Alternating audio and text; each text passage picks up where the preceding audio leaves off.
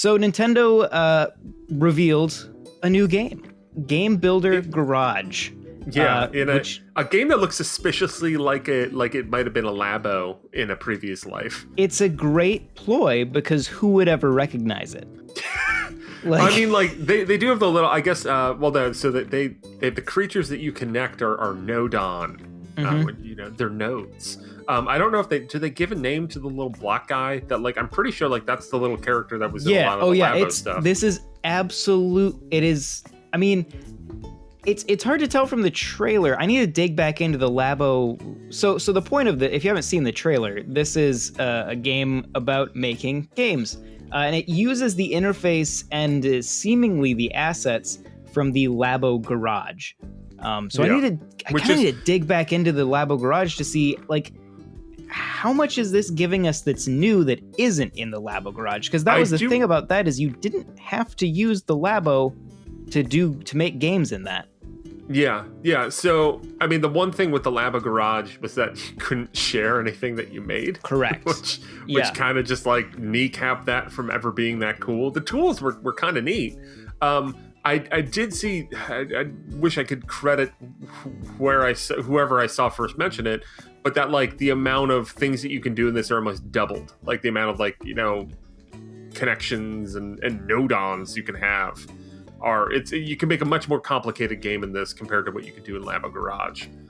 But other than that, the interface kind of looks like that. It looks like that it's that playful, creative Nintendo way that I feel like I've seen come up in WarioWare DIY or even Super Mario Maker. Mm-hmm. And this is all built around kind of making your own games. It looks like maybe a light version of Sony's Dreams, maybe even something in line with Roblox is what this seems to be in line with, but with Nintendo Touch that will hopefully make it very intuitive and fun to use, because it's the one thing that I think they struggled with a little bit when they made WarioWare DIY and nailed perfectly with Super Mario Maker. Was in Super Mario Maker, it's just fun to make things. Mm-hmm. That's the joy simple. Of the game. It's very intuitive.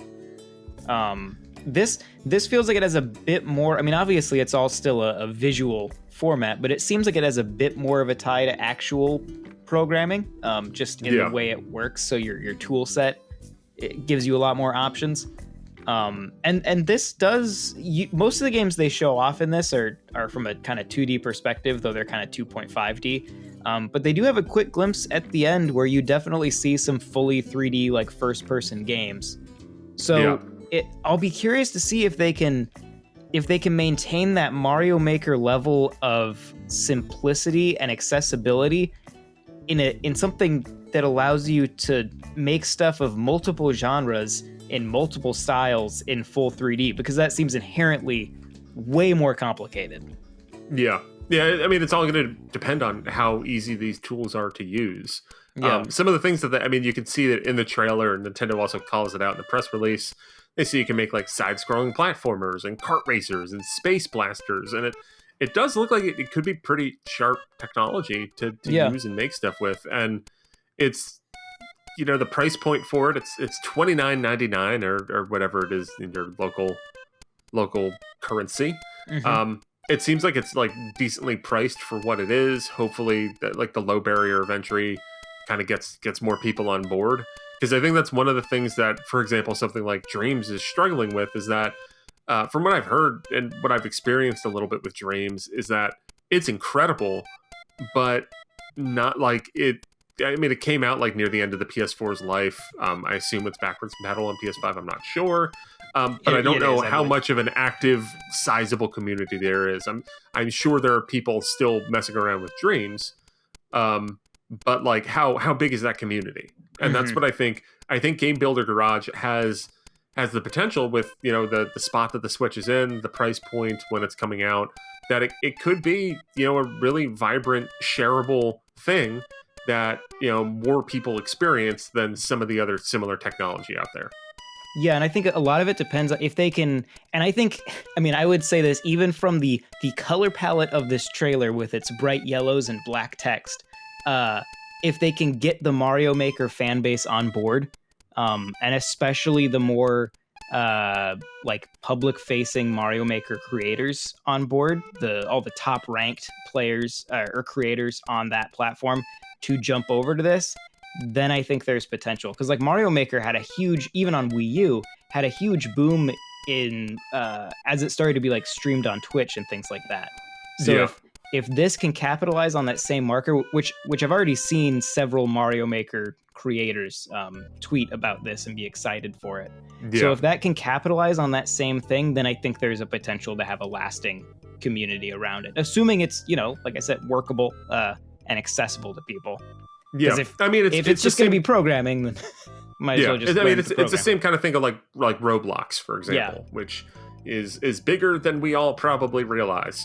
I don't think Nintendo's going to reach the heights of Roblox with this. That'd be wild if they did. But I'm looking forward to this. Like, I don't know. I'm not the kind of person that is. I've never gotten into these. I got into making Mario Maker levels, but other than that, I'm usually a person who enjoys what people make as opposed to making it myself. But it does look fun. Like I want to experience it. I want to mess around with it. I think it's something that probably not at my kid's age right now, but when he gets a little older, will definitely be something that I think he would gravitate towards. I mean, he's been messing around with making Mario levels himself now, even if he just eventually gets to a point where he just blows it all up and doesn't save anything. And will often just jump into a lava pit and laugh. Listen, the world is temporary. Yeah, I mean, don't get too attached. Yep. But it is like I just like the idea of also sharing the stuff online, which you can actually do in this game. Although, of course, in the most Nintendo way, it's via codes. It doesn't look like you're gonna be able to like open up a thing. Yeah, they need an interface. They need an interface for that real bad. If they want this thing to last. We'll see. We'll see. Like, maybe, I'm not going to be super optimistic about it, but it's still just the fact that you can share stuff online. Already marked improvement from what came from in the past of Labo Garage. Yeah. I do also like the idea that, like, when you do see what other people have made through the codes that they shared, you can go in underneath the hood and see what they did to do it. Which is, it's like, it's fun. Which is very Mario Maker. In the way that works, of being able to not only play the level, but download it and take it apart and change it and all that. Yeah, and we'll see. I'm curious to see who made this, because it could just be the Labo team, and I wouldn't be surprised with that, but it does have a little bit of that WarioWare DIY, that Mario Maker vibe, or maybe it's with like the way that Nintendo has their new development structure. Maybe it's cross-functional in a way that past games might not have been. It would make sense to have the Mario Maker team just come in and look at the Labo Garage interface and just say, all right, how can we make this a bit more friendly? Because that Labo you have it Garage whenever you touch like a line, it's just like line. Yeah. A cat's paw comes in and grabs it. Yeah, that's the thing is the Labo VR one was, or not Labo VR, the Labo Garage one was a little intimidating, which Mario Maker isn't. It was really cool. Yeah. Right, you could do incredible things with it, but it was intimidating. So if they can get over that hurdle with this, it could be very cool, and I am excited to see what they do with it. Yeah, it should be really neat. And we haven't even mentioned that it's coming out in a month. It's coming out on June 11th. Yeah, very soon. So that is the Nintendo way these days, is to just kind of like tell you as they hand you the game. And it will be interesting because that's, who knows what E3 will even be by the time this is out in the world.